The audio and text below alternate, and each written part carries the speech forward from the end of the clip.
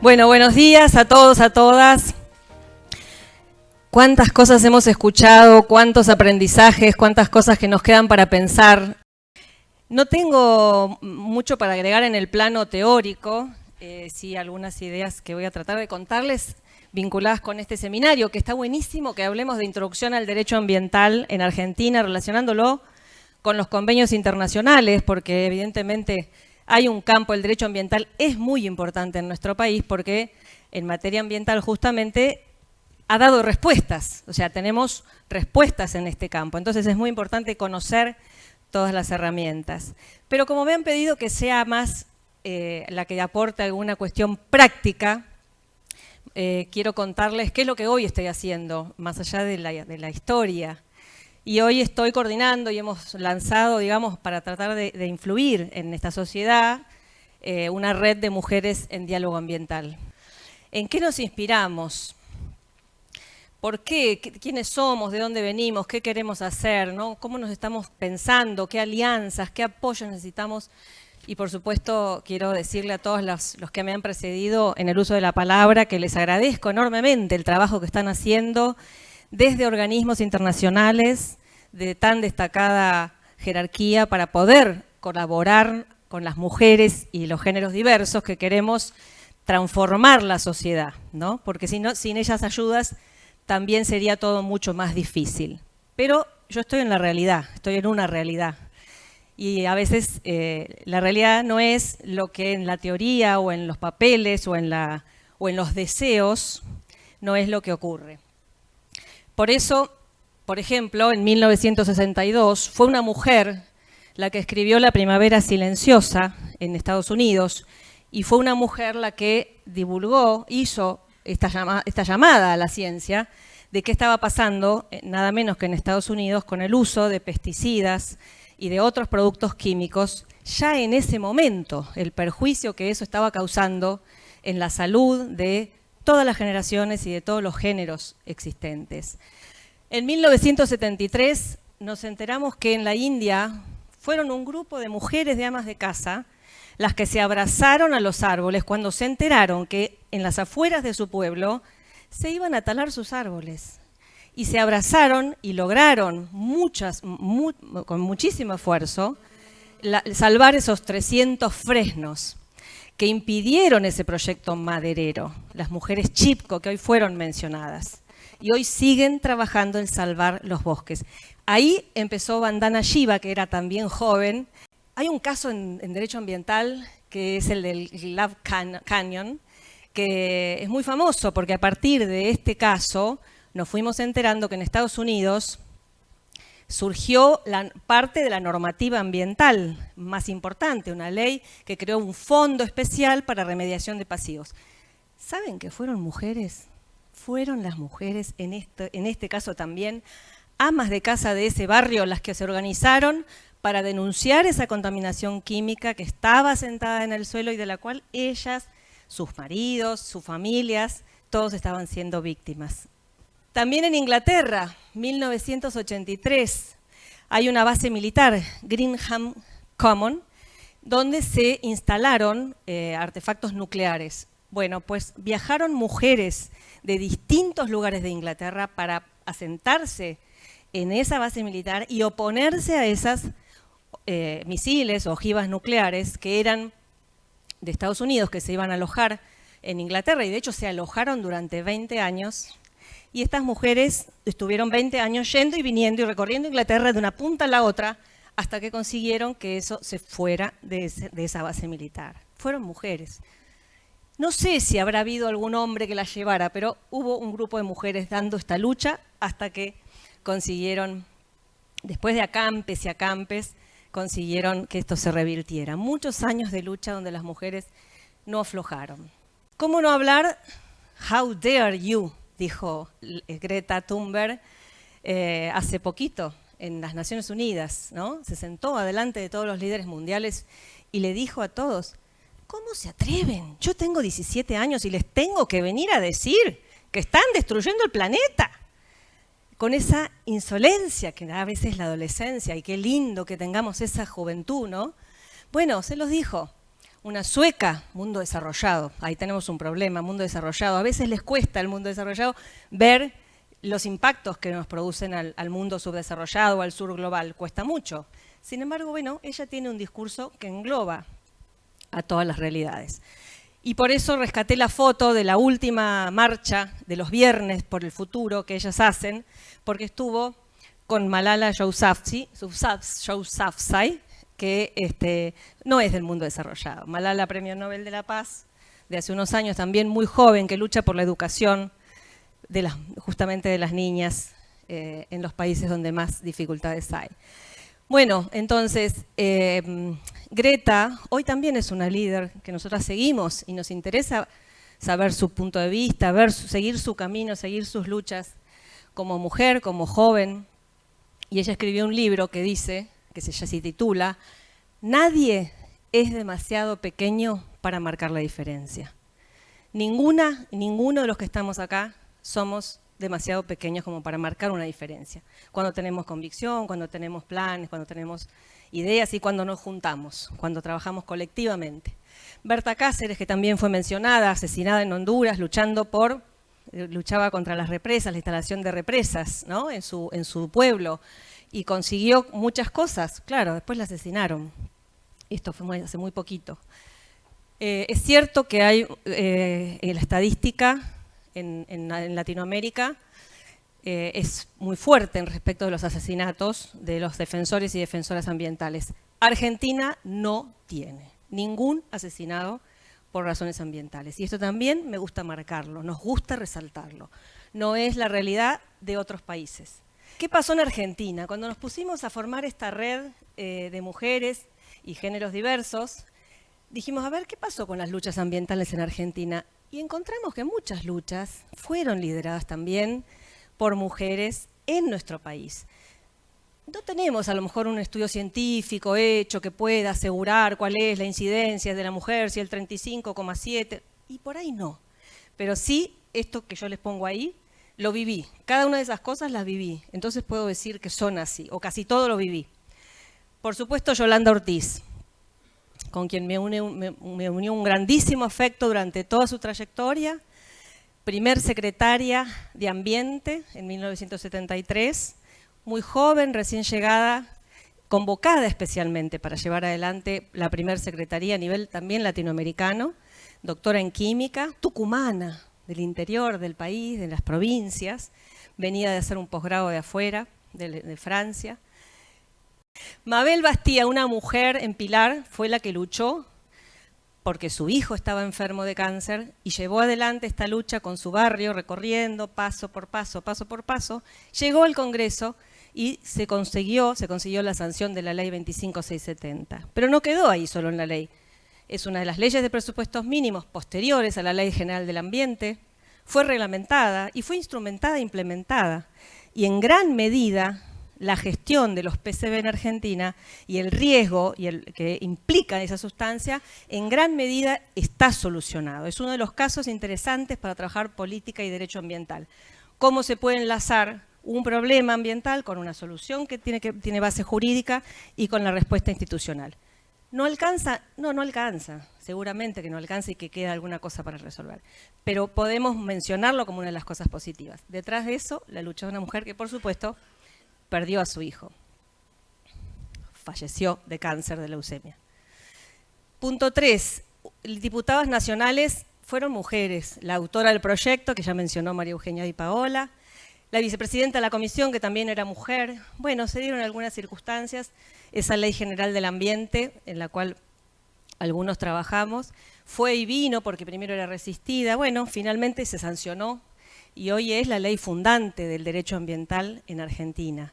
¿Por qué digo ley fundante? Porque es la ley de leyes. Si bien tiene la misma jerarquía que todas las otras leyes ambientales, es la que establece los principales fundamentos, los objetivos, los principios, los instrumentos, el sistema federal ambiental, que es la manera de relacionarse nación con provincias en esta materia, a la luz del artículo 41, mujeres. Beatriz Mendoza, ¿escucharon hablar del caso de la cuenca Matanza-Riachuelo? Bueno, el juicio se llama Mendoza-Beatriz y otros con Estado Nacional. La conocía, Beatriz Mendoza, la conozco, estoy en relación con ella. Cuando me tocó llevar el caso desde la Defensoría del Pueblo de la Nación,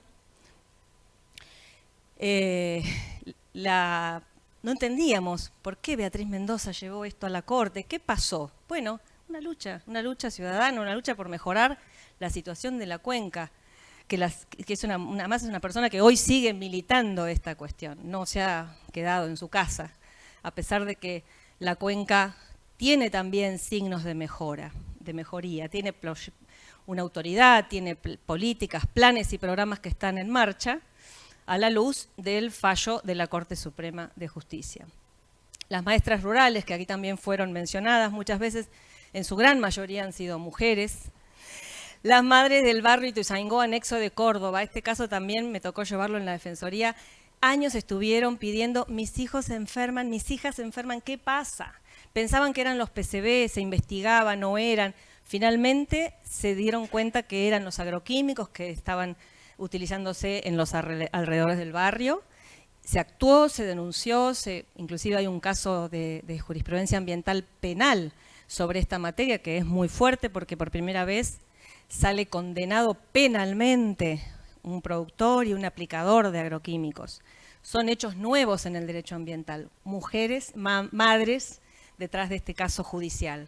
Siempre que tengan que mirar algo de derecho, bien, hagan una mirada histórica, sociológica, porque las leyes solas no sirven, no alcanzan. Siempre hay que ir un poquito más allá, a la realidad.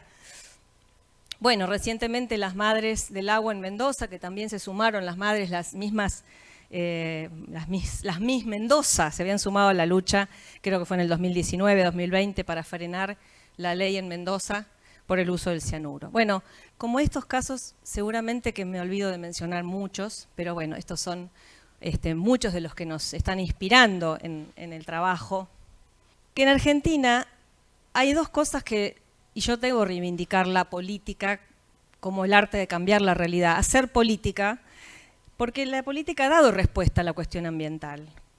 Y no solamente por eso estamos acá, porque hay una política ambiental, sino además que la política ha sabido receptar estos problemas y ha sabido, por ejemplo, legislar, como el caso que conté recién de la 25670. Y legislar y generar una institución y dar respuestas en el plano jurídico o institucional es dar respuestas en el plano de la democracia. Y en la democracia, el respeto, los derechos y la diversidad son parte esencial de la democracia. Si no, no hay democracia. Entonces, la política da respuestas y contribuye a una convivencia respetuosa y democrática y con diversidad. Y no es casualidad que hoy tenemos 2 presidencias mujeres, ejercidas por mujeres en el Congreso Nacional. Tanto en el Senado Nacional Argentino como en la Cámara de Diputados de la Nación Argentina son 2 mujeres las que hoy están con el desafío de presidir esas cámaras. Pero además tenemos paridad de género, y también hay que decirlo, por primera vez en la historia hubo una ley que reconoció la paridad de género a nivel, que exige la paridad de género a nivel legislativo, y esto hoy se está cumpliendo. Entonces el Congreso tiene paridad. Creo que además algunas de las cámaras tienen un poquito más de mujeres que de hombres, 0,5, un poquito más, porque si no funcionaría, ¿no? Pero es importante también mencionar esta respuesta desde la política. Decía que nosotras no sé si somos ecofeministas o qué. Sí, claramente nos preocupa un poco la mirada del ecologismo que definimos como, o lo vemos como aquel movimiento político que se encarga, o que se preocupa por la explotación irracional de naturaleza. También nos inspiran los feminismos, los distintos feminismos principalmente, porque son un movimiento social, somos parte de ese movimiento social que lucha por cambiar la cultura machista, económica, patriarcal, dominante, que es la que sectoriza, que es la que no permite integrar las visiones, ¿no? Es la que genera los mecanismos de dominación y de competencia y promueve mecanismos de dominación y competencia a nivel social, a nivel económico y a nivel ecológico. La explotación también es parte de esa mirada dominante. Y sí, nos rebelamos contra eso, porque creemos que hay que generar una relación que sea en base al respeto, en base a la diversidad y en base no a la competencia, sino a la convivencia, a la coordinación, a la solidaridad. Y esto es posible. Y nos basamos en estudios científicos. nos basamos en estudios científicos. Es cierto que están los estudios científicos que dicen que la competencia es propia de la especie humana, pero también hay estudios científicos que dicen lo contrario, que cuenta un científico japonés, siempre lo relata nuestra integrante de Alemania, la de la red de Alemania, que la conoce muy bien Laura Díaz Roy.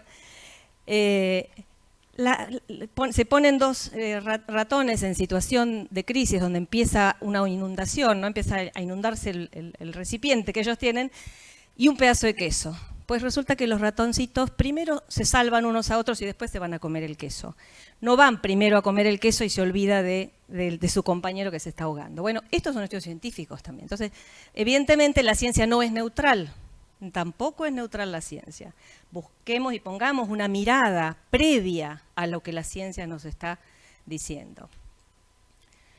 Bueno, entonces, en síntesis, sí, rechazamos todo tipo de discriminación, específicamente la patriarcal, obviamente, y nos sentimos un poco afectadas por dos cosas. Por la discriminación por género, porque por ser mujeres hemos sentido muchas veces la invisibilización, que es una de las características de la cuestión de discriminación. Sí, muchas veces nos sentimos invisibilizadas.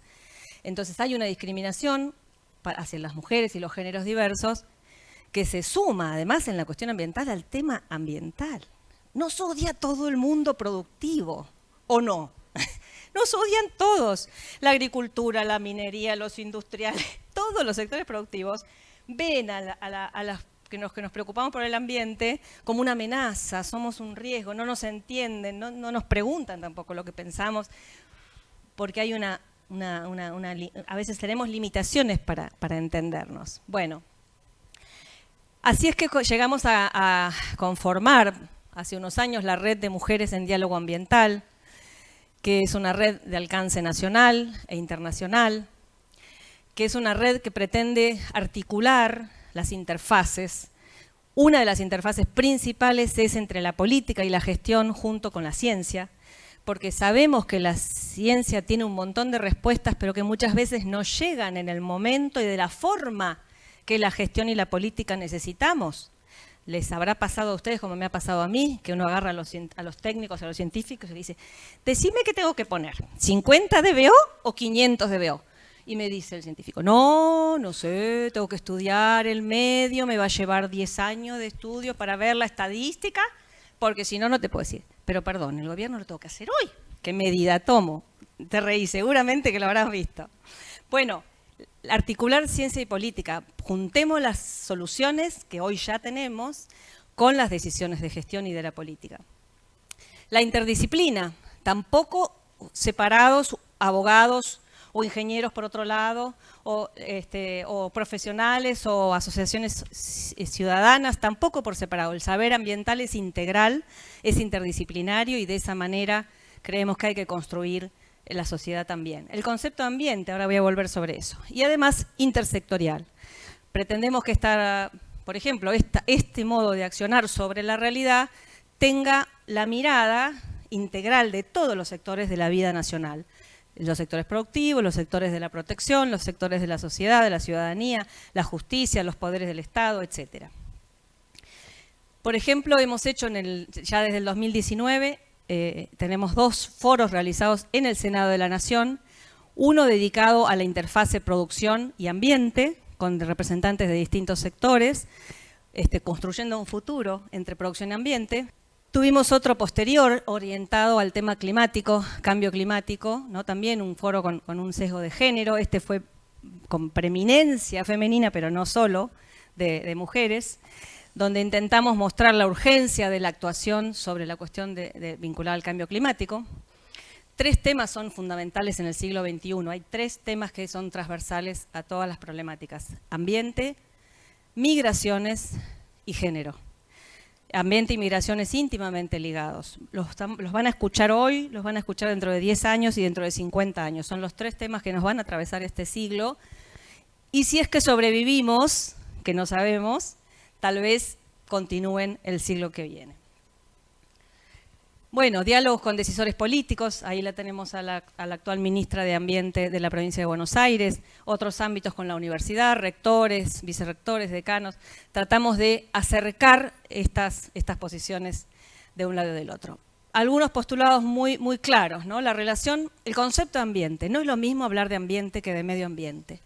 No nos cansemos de repetir esto, porque hay una evolución en la concepción. Cuando nosotros hablamos de ambiente, reconocemos que la especie humana y la sociedad son parte de ese ambiente, pero no somos una parte superior, ni una parte inferior, somos parte de la naturaleza, somos naturaleza en naturaleza.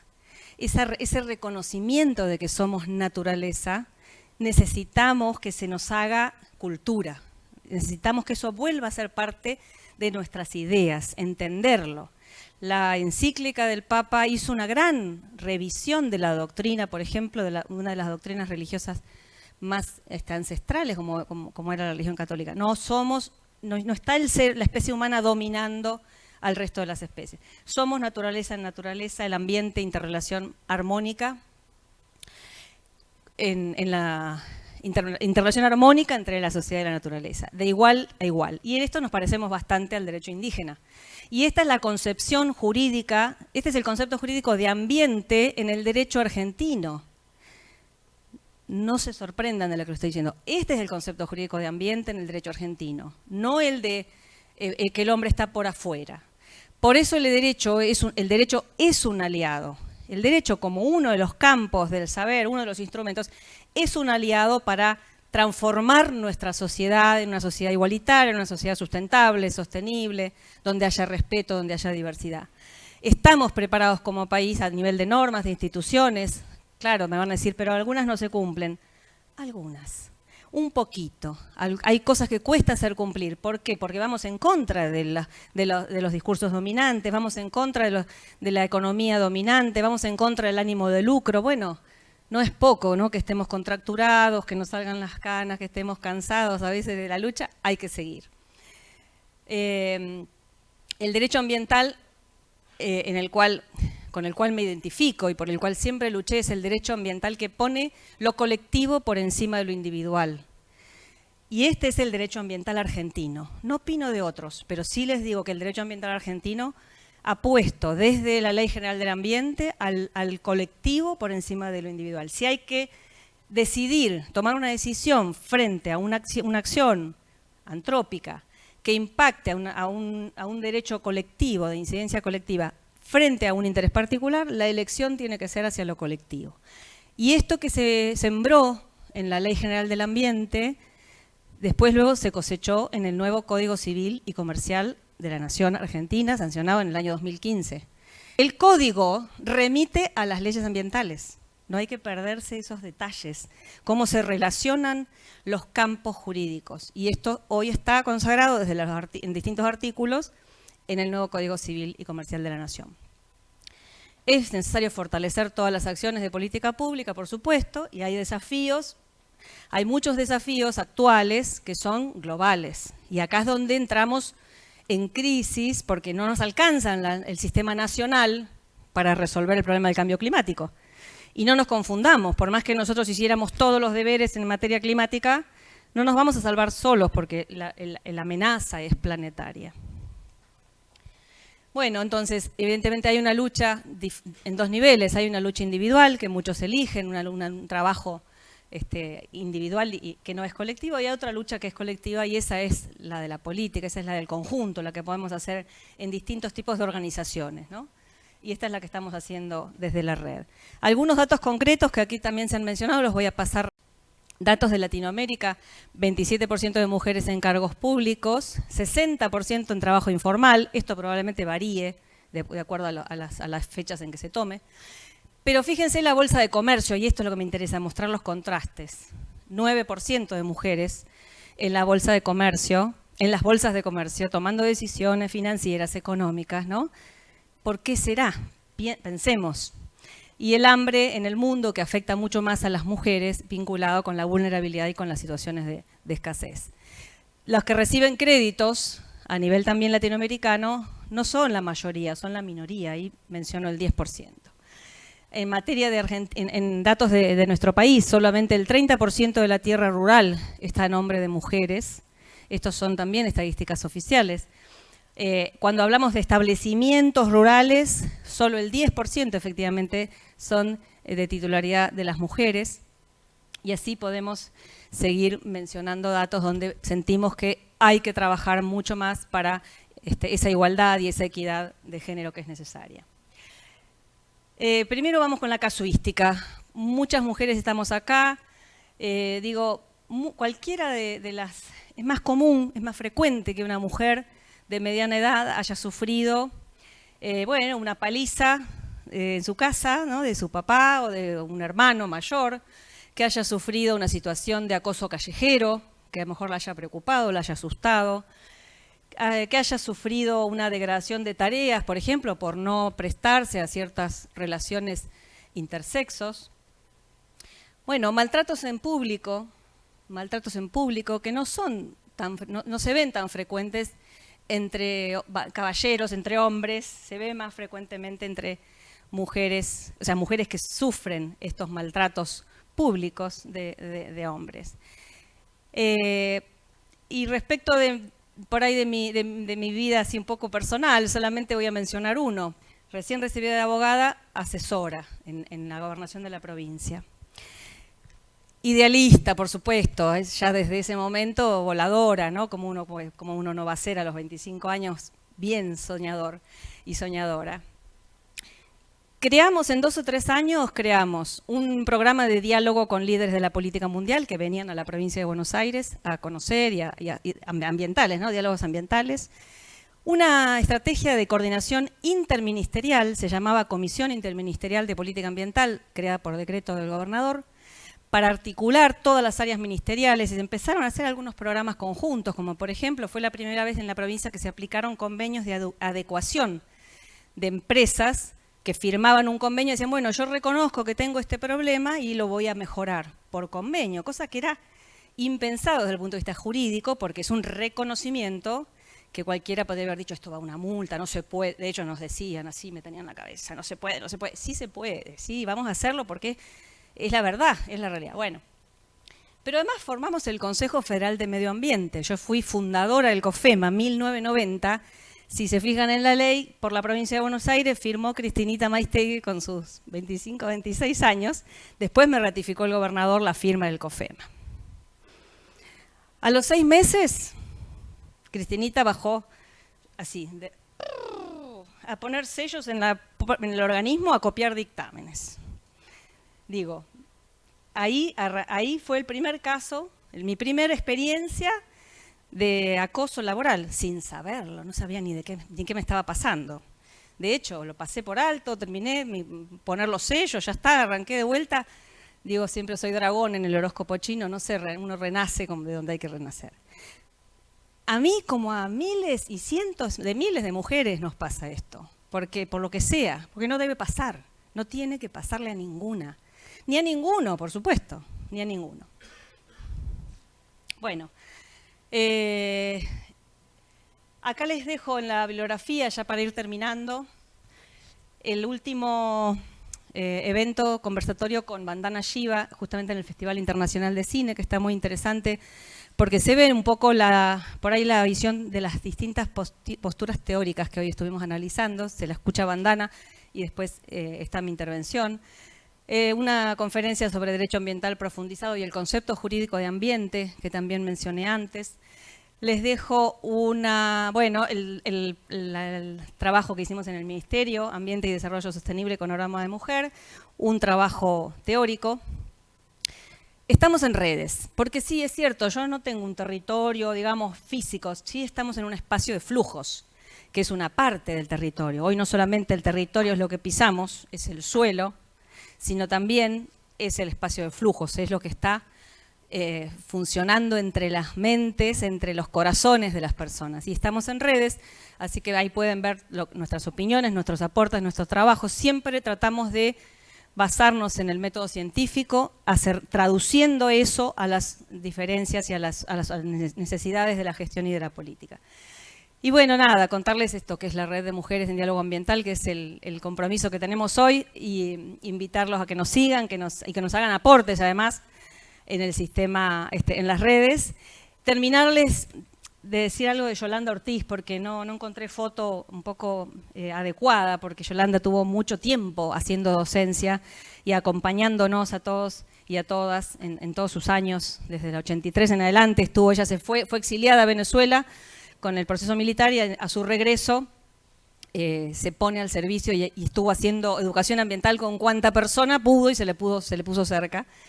Y Yolanda muchas veces decía: cuesta mucho llegar al corazón de lo ambiental, pero llamemos a que todos y todas dejemos de ser ego-ciudadanos y ego-ciudadanas para ser eco-ciudadanos y eco-ciudadanas. Me parecía que por ahí, con esa idea de Yolanda, podíamos terminar la mañana de hoy. Muchas gracias por la atención.